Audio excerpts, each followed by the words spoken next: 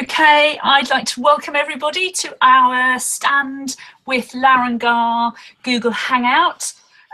We are obviously hosting this Google Hangout as part of the Stand with Larung Gar campaign, which you know, started to be developed when we were in Brussels a couple of weeks ago. As part of the Tibet Support Group conference. Tibet groups were really inspired by this campaign presented by Urgyen and Eleanor, and it got voted overwhelmingly as one that we should be moving forward with.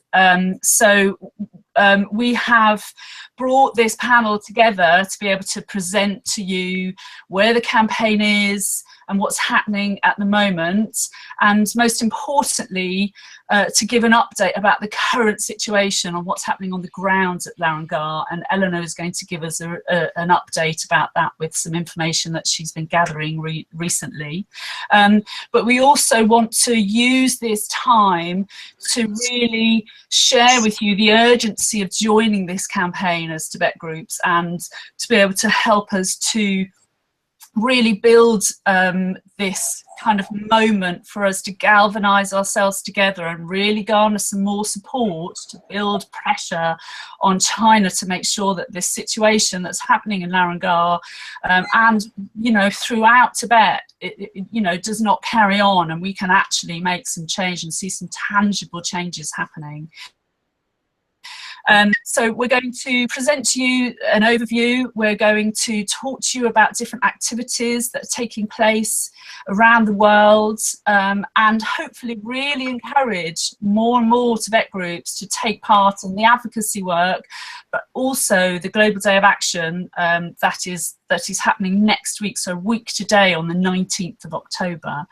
And then we're also going to share with you a number of different materials that we've developed to help this work, but also some resources. So lots of different Tibet groups have created resources which include images and videos, standalone websites, web pages, petitions. There's a whole host of resources that are out there that Tibet groups have made, which we just want to share and make sure everybody can use to get on board with everything that's happening. Now, before I welcome the panel, I want to very quickly show you some YouTube videos just to kind of really strongly kind of highlight what's happening at the moment. And I'm just going to have to share my screen with you to be able to do that, which isn't happening. Hang on 2 seconds, I need to do that.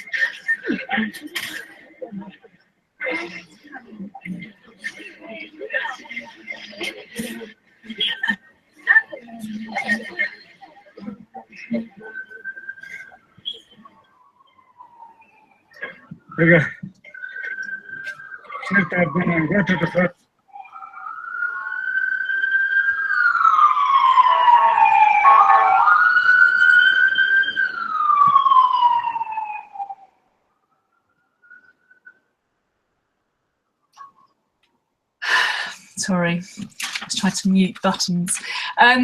So those two videos, as you can see, and which a number of you as Tibet groups will have seen already, kind of highlight the situation at the moment. So the first video showed you the destruction and the demolitions that are taking place.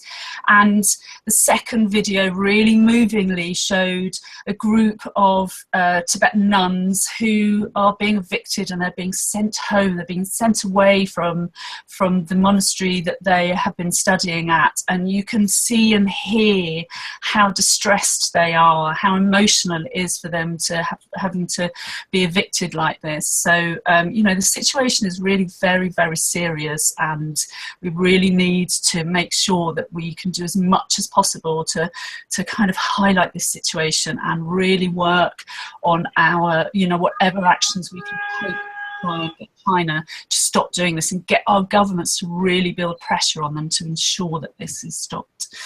So I'm now going to hand over to Eleanor from Free Tibet, who is at the moment in India, in Delhi, and Eleanor is going to give us an update of the current situation. Eleanor.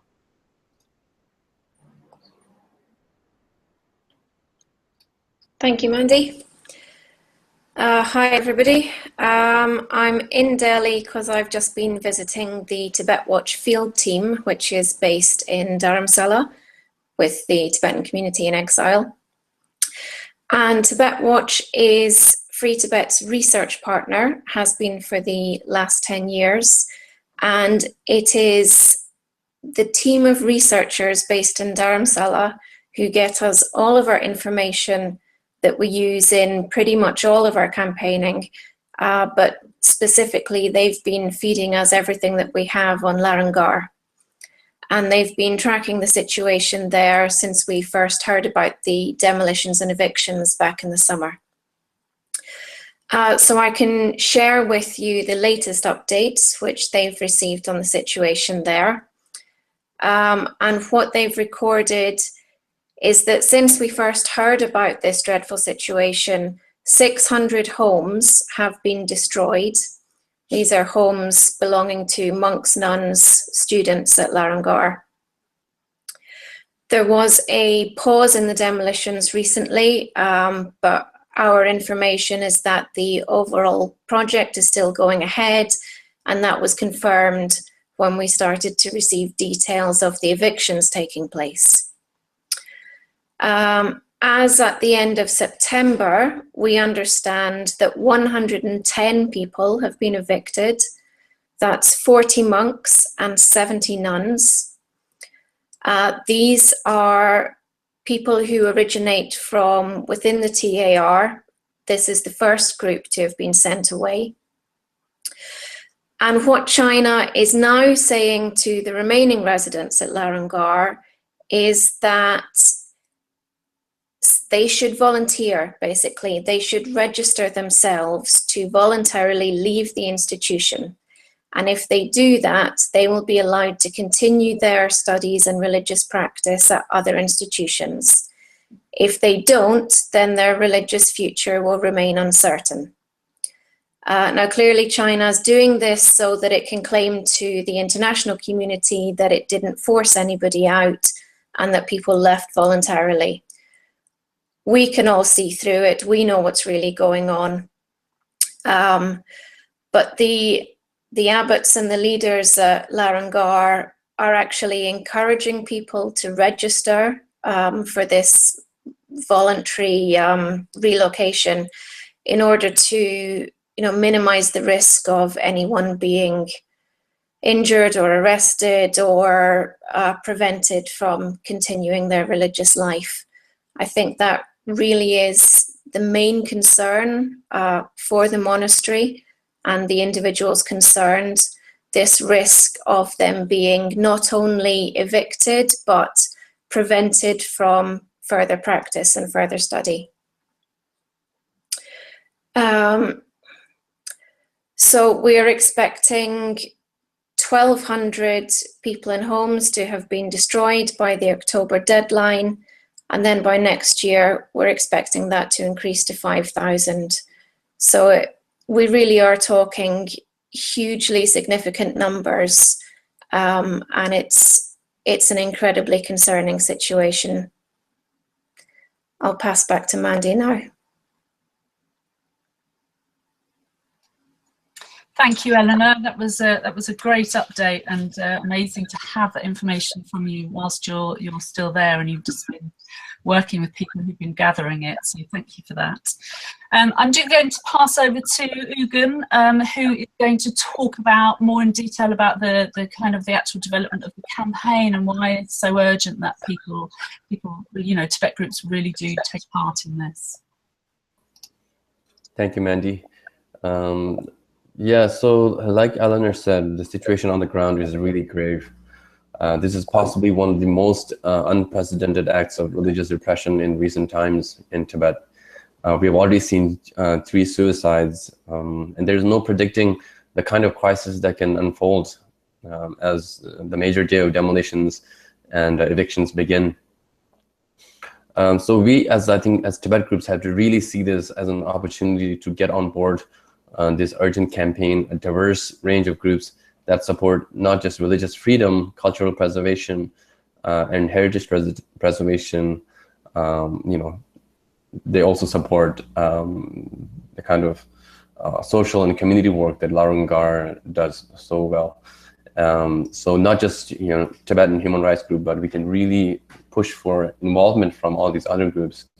I think this is an opportunity to do that. And ahead of the Global Day of Action and ultimately the main scheduled demolition on October 30th, I think all of us around the world that support and are involved in this movement really need to respond to this devastating news and push for urgent action from our representatives. I think it's our job to really express and demonstrate the scale of urgency in this campaign and in this issue.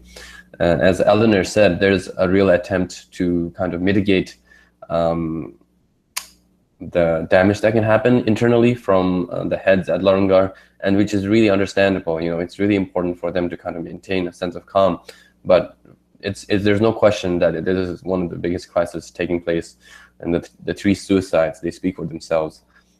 People have already practiced so much self-restraint with what's happening right now, and our job is to really get people behind this campaign and get our leaders to speak out, because we have no idea how bad it can get when the rest of the demolitions start on October 30th. So October 19th is the Global Day of Action, and we've all been lobbying our representatives and speaking to various departments in governments, and so we have a few outcomes that we have listed out since our presentation at Brussels, when Eleanor and I spoke about this campaign. And one of the main things that we want our governments to do is, the first thing is very simple. We want them to urge China to cease the demolitions and evictions of students and practitioners from Larung Gar and Yachin Gar, and withdraw the county order on Larung Gar Monastery. We want China to allow religious leaders of Larung Gar to make the decisions concerning any structural changes and stop and seize any demands that Larung Gar be run by Chinese government officials. And we also, pushing for this outcome, which is we want China to agree to dates for at least 1 diplomatic visit with unfettered access to Tibet, including Larung Gar and Yachin Gar, and agree for a date for a visit from the High Commissioner for Human Rights of China and Tibet, as agreed during the Universal Periodic Review of China, which happened in 2013. And finally, we want the withdrawal of all security personnel and restrictions from the monasteries and an end to patriotic re-education at the monasteries. So these are a few outcomes that we look forward to as a result of our actions throughout the world, sort of both lobbying and Global Day of Action through rallies and public advocacy. So the governments, what could the governments do as a result? So what are we aiming for? We're aiming for governments to raise identical concerns both publicly and bilaterally and multilaterally at the summits and meetings. We want them to also do a joint démarche to China by a group of like-minded governments, a joint urgent appeal by collection of special procedures, and finally an urgent statement by the UN OHCHR. which we feel are really concrete things that we can push for. And so, like I said before, we really need to maximize on the potential of the Larung Gar issue. It is a vibrant, beautiful community that has a lot of culture behind it. It has a lot of history behind it, and it's something that a lot of people can get behind, because this is an issue that's faced by many religious groups around the world, and many cultural groups and many heritage groups around the world. So I hope that we can really push for maximum impact with this Global Day of Action for Larung Gar.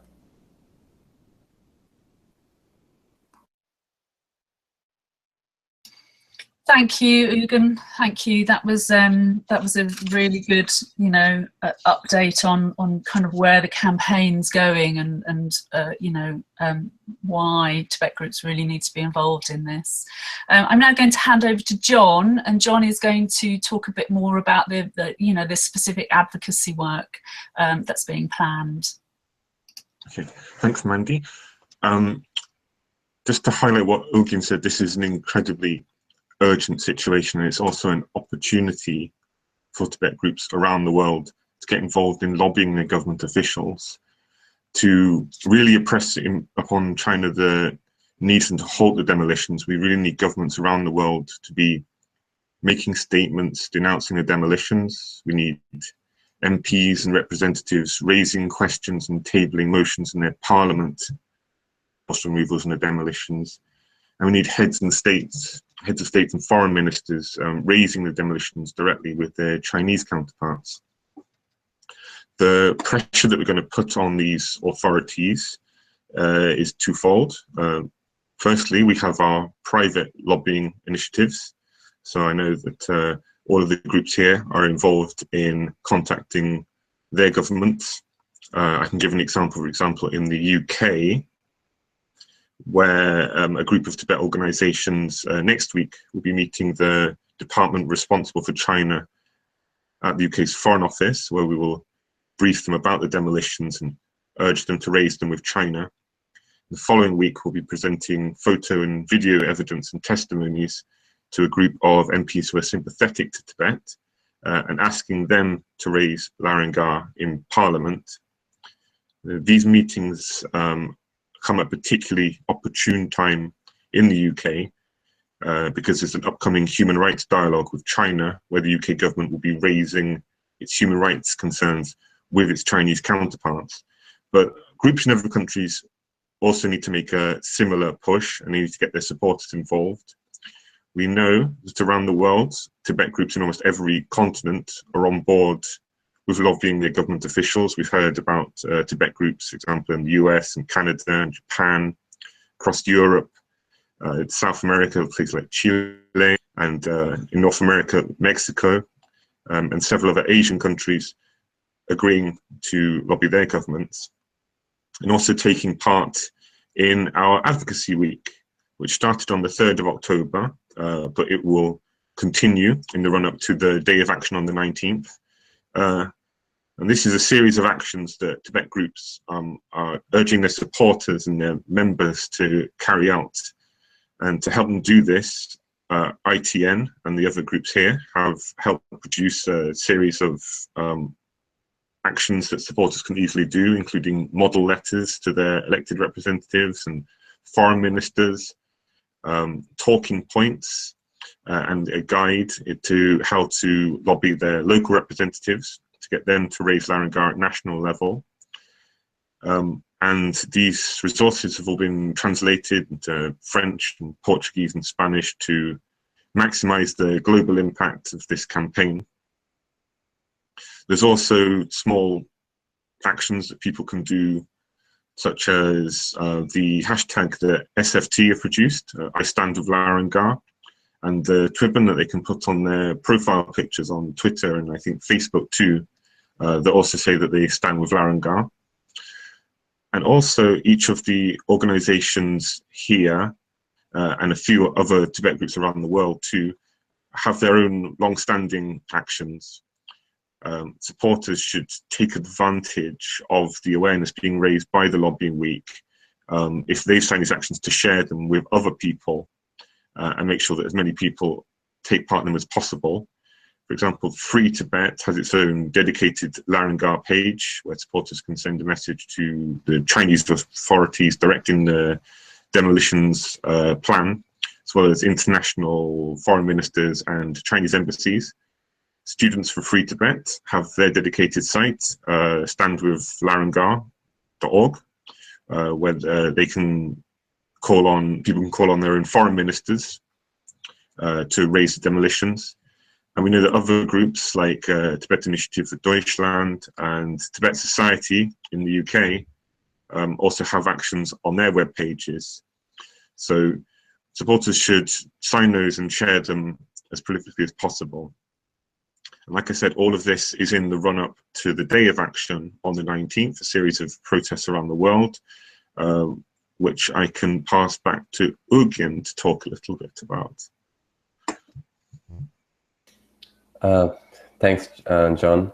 So Global Day of Action, October 19th. And if you haven't seen the video, we have a video that we put out calling people to action on the SFD web Facebook. But you know, really, the Global Day of Action, October 19th, is one of the main days that we have designated to get galvanized and get people around the world to join this campaign, and also to raise awareness about it. Like we said before, this is one of the issues that has a universal appeal. It is very easy to get behind the protection of such a vibrant community of peaceful practitioners of Buddhism. And there is a lot of opportunity when it comes to being creative about this as well. The community of monks, the beautiful structure of Larung Gar Monastery, the thousands of residences, if you have seen the pictures, it is a really beautiful visual itself. So there's a lot that we can work with, and a lot to get people behind. And I think it's very easy to get people to support this campaign as long as we actually take the step to engage people. So, and whether it is a rally, whether it's a visual, or any creative way to get people's attention and to get people to support this action, I believe the working group on this issue, and I myself really believe that there is a huge opportunity for engagement. So there's quite a few countries already taking part on the Global Day of Action. We have confirmation from Germany, Australia, Austria, Chile, Brazil, Canada, Mexico, Finland, Portugal, UK, New Zealand, Japan, Switzerland, and the Czech Republic. And I think a little bit after this, Mandy will show where you can actually input your country's details or your city's details if they haven't been mentioned here. So just to add on to something that I missed out on before, one of the outcomes, like I said before, was to get governments to take action. But how many governments?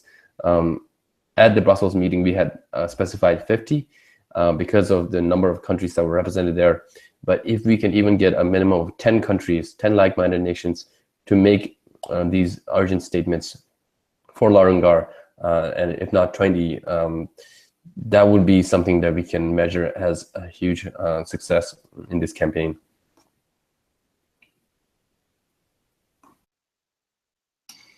Great, thank you, Urgyen. That was a really good update, and it was really good to hear John as well about all of the different advocacy work that's going on, and particularly that you are focusing in the UK on the bilateral talks which are coming up between the UK and China, and we really kind of urge other Tibet groups to be looking at when there are bilateral talks and how you can be convincing your foreign ministry to really pushing Larung Gar during those kind of head-to-head conversations that they're having with Chinese leaders.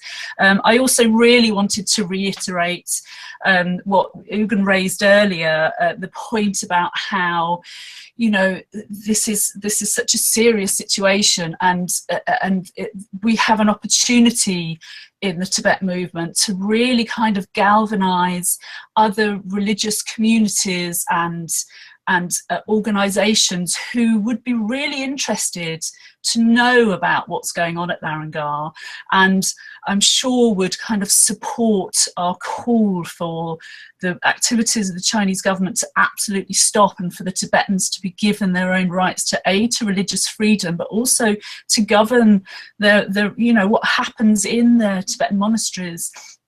So we really kind of urge you to seek out new opportunities and new avenues to be able to promote this campaign, and to be able to really galvanize the support that we can get from different places, because I think that can really make a difference, and it could really enable this campaign to kind of move forward and be successful. So what I'd really like to do now is to once again share my screen with you, and to show you, as both John and Urgyen said, some of the resources and materials that not have only been made by the campaign working group and by Tibet Network, but by some other Tibet groups as well, and these include different petitions, etc. I'm going to start off by sharing the right screen with you, and I'm hoping you can all see that screen.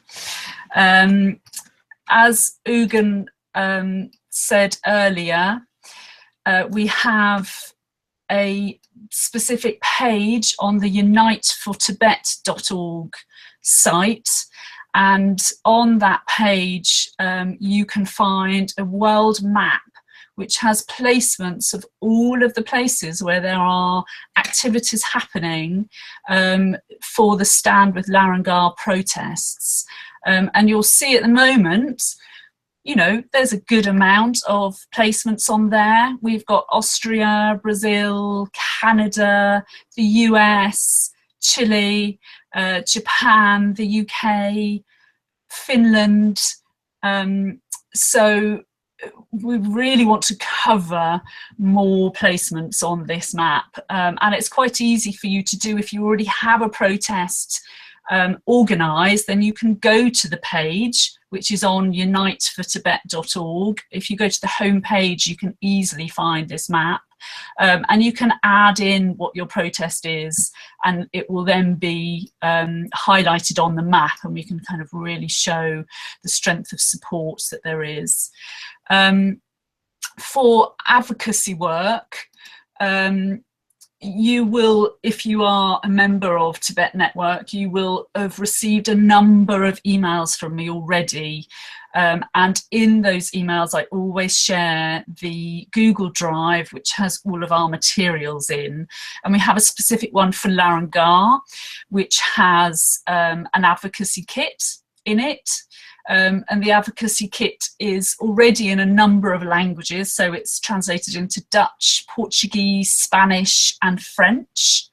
Here is a French briefing translation for you to see.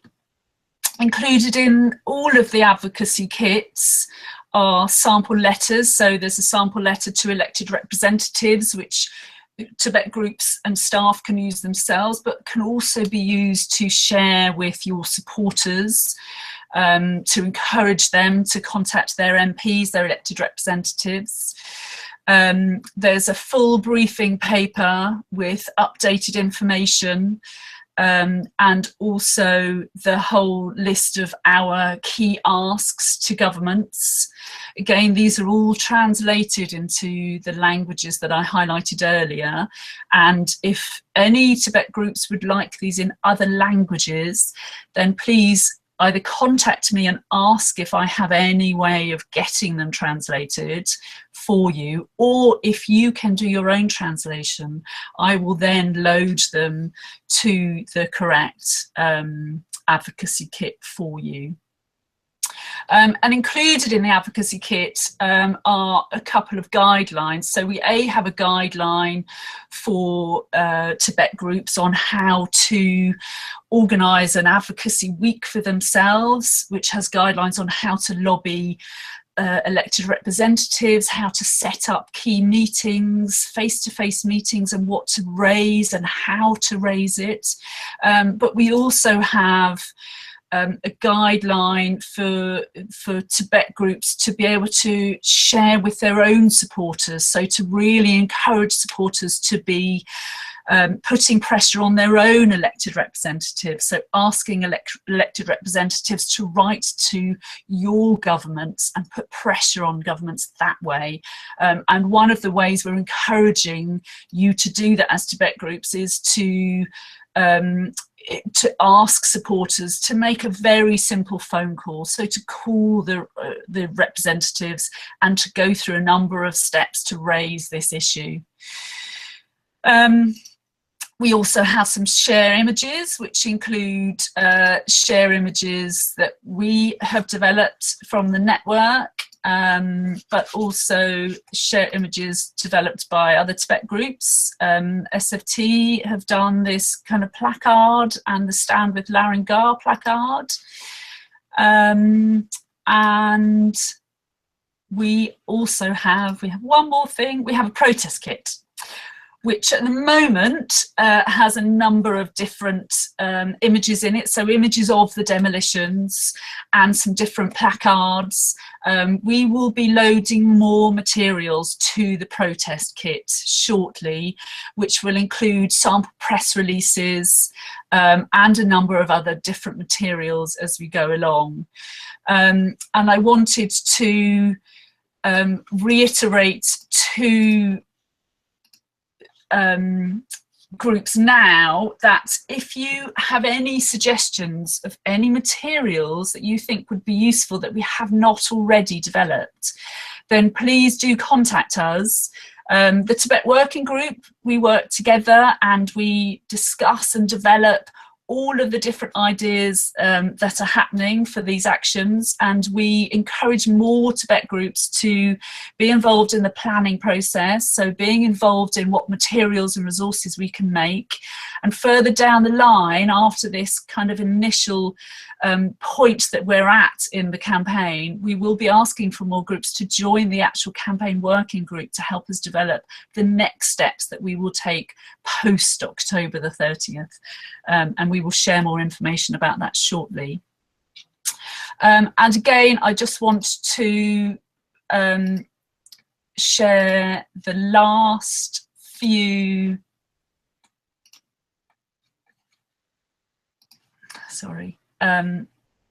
bits of resources that we have. I'm hoping that you can see that well enough. So we have a resource page on the network, which again has links to all of the materials I've just shared with you via the Google folder, but also all of the different actions that we currently know about that other Tibet groups have put together. So these include SFT's very visual standwithlarunggar.org page, which has wealth of information on there, but also has an area which I've passed or can't see, where you can send an urgent message to your foreign ministry.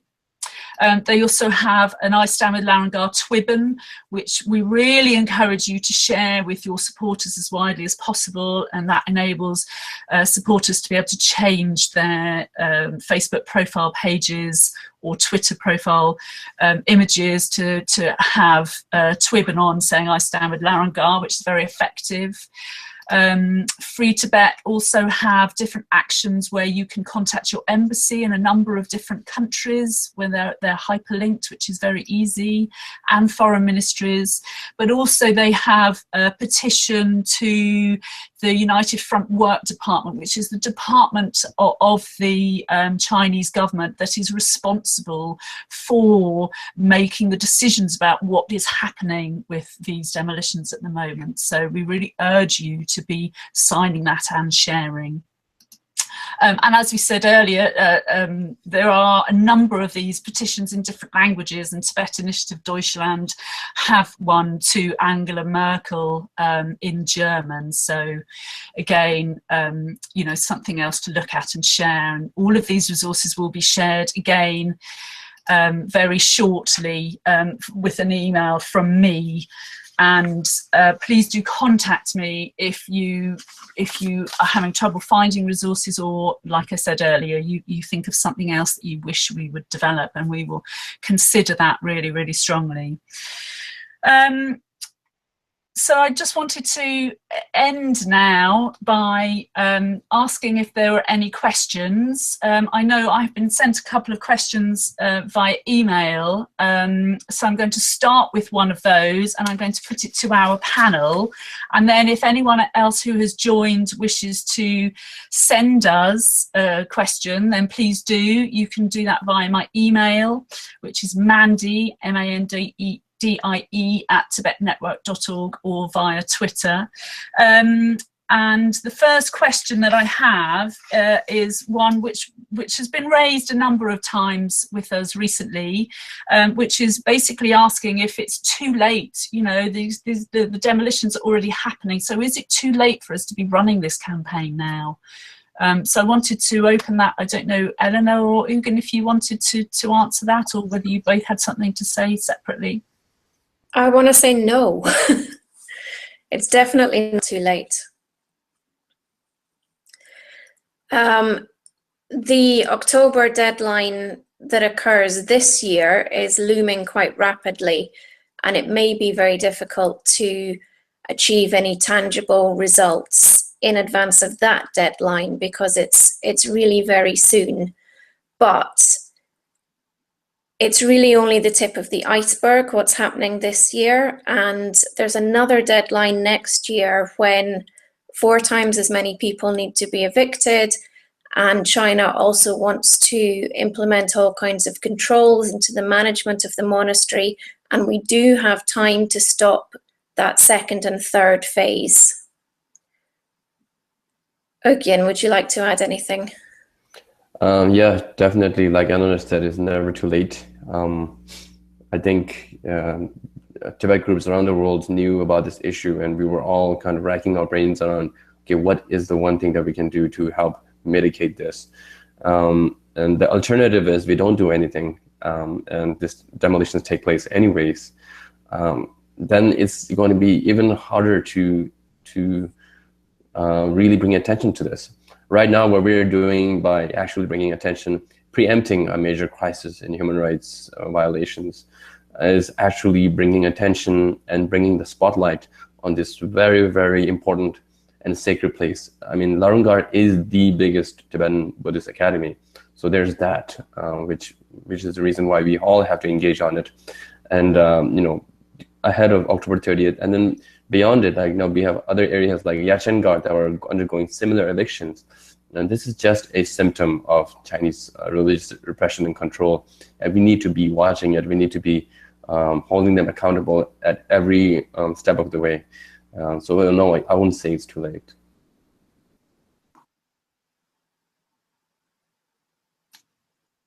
Thank you. That was great. There has been a lot of, you know, questions about that, and I think that's the whole point, is that this, you know, this really is a multi-phase campaign that the Chinese government are running themselves at Larung Gar. So it really isn't too late at all to have an impact here. There was also a question about, and you raised this, you touched on this, Eleanor, earlier, about hearing that the demolitions have actually stopped.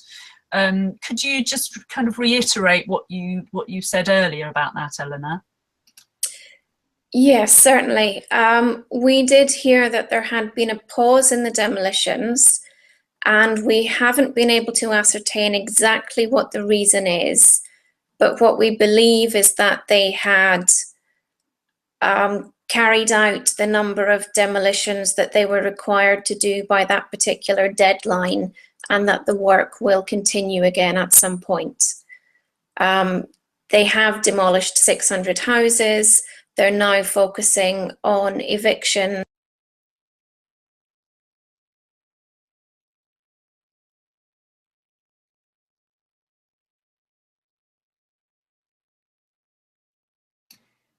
Oh, we seem to have lost Eleanor halfway through the joys of live broadcast. Okay, I am going to, I have one other question that is coming by email, and it's about the very high number of signatures that are on the petition, the online UN petition, which I'm not sure whether everyone has seen, but it's up to about 140,000 signatures at the moment, which is, you know, an amazing amount of support. And the question is about what's going to happen with those signatures. And I'll just answer briefly, and then I will pass on to Urgyen, because he also has been working on this petition. The petition isn't actually run by Tibet Network or SFT or any other specific Tibet group. It is set up by a number of individuals, but we have had contact with them, and we have been trying to work with them to find ways to deliver the petition properly, because it has had such a huge amount of support. When we were in Geneva recently with Tibet Advocacy Coalition, we did deliver the petition to a number of key UN workers, asking them if they could do something with this, and there's been a huge amount of interest in it, but we are looking for some really key specific avenues and face-to-face meetings with special rapporteurs whose remit is to work in this area. So the special rapporteur for religious freedom and the special rapporteur for cultural rights. We are looking to find avenues to deliver it personally to them and urge that they make urgent appeals to China on this case. So the petition is going to be used very shortly in that way. So we do still encourage you to be signing and sharing that as widely as possible. Urgyen, I don't know whether you had a bit more of an update about that, because I know you know the people who own the actual petition themselves. For sure. So these are two young students who, upon hearing about the Larung Gar demolitions, immediately took it upon themselves to start a change.org petition. And I think it really speaks to, you know, how powerful the appeal is, because of the amount of signatures it has. Like Mandy mentioned, it's upwards of 140,000, which is a lot of people. And these are, you know, people of all kinds of backgrounds: Chinese, Tibetan, you know, non-Tibetan Buddhists, you know, non-Tibetan, non-anything. It's just people around the world who are really concerned about the issue. And it really shows how much impact this news is having, this update is having on people around the world.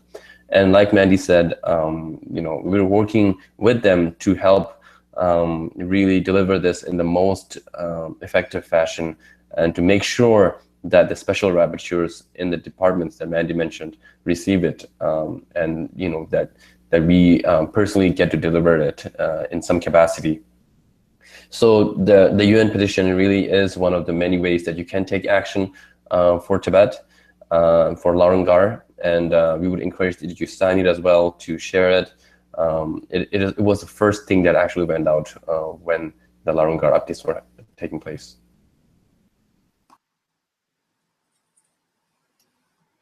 Thank you, Urgyen. And I've just had one last question in, and it was actually asking about the suicides. And the question is how many suicides have been confirmed? Eleanor, I wonder whether, now we have you back, whether you... Yes, sorry about that. We haven't been able to confirm the details of the suicide so far. However, the situation in Larung Gar is incredibly tense. Communications are restricted at best. At times they're completely cut off. there's a general climate of fear around the place. You know, there's a huge security build-up in the area. It's very difficult to get information in and out. And this is normal when there's any kind of protest or sensitivity in Tibet. Areas are quite often cut off for weeks or even months at a time. So it could be much later this year or even next year before we're able to conclusively verify that information. So I'm afraid I can't give a clear answer on that one at the moment, but hopefully everybody now understands why. Yes, thank you. Thank you. Okay, unless we have any questions from Teraluz or Torben who are with us in the Hangout, I don't have any more questions coming in at the moment. So I think we will finish there. I really want to thank everybody for joining us and once again reiterate that this is such an important campaign, and with so much support gained in Brussels at the Tibet Support Group meeting, we have worked really hard together to ensure that we can try and build as much coordinated activity to enable Tibet groups to be able to collaborate together and kind of really work together to build as much pressure as possible. And we hope you can carry on and join in with the advocacy work that's taking place around the world, and also to do whatever action, be it a protest, be it a vigil, be it the advocacy work that you're going to do, to really take part in something on the Global Day of Action on the 19th of October. And like I say, we will be sharing more information really shortly about everything that you can do. So that said, I'm going to finish by sharing the map for one last time, and I will sign off. So thank you very much, and we'll speak to you soon. Thank you, Mandy. Thank you, everyone. Thank you, everyone. Bye. Thank you. Bye.